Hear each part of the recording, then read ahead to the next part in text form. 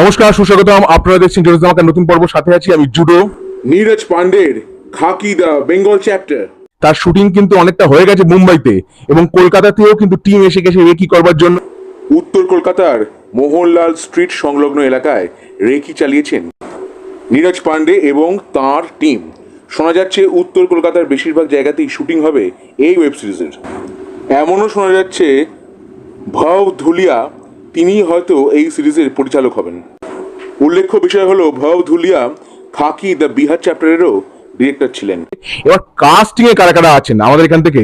প্রসেনজিৎ চট্টোপাধ্যায় আছেন, জিৎ আছেন, শাশ্বত চট্টোপাধ্যায় আছেন, পরমব্রত চট্টোপাধ্যায় আছেন, চিত্রাঙ্গদা সেনগুপ্ত সম্ভবত আছেন, এবং শ্রুতি দাস সম্ভবত তিনিও আছেন।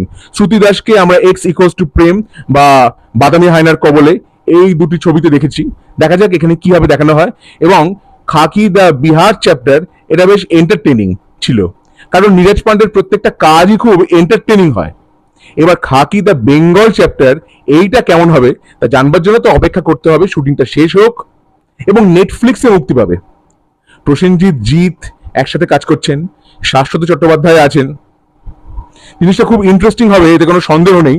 আর নীরজ পান্ডের কথা তো আগেই বলেছি, তিনি খুব ভালো পরিচালক।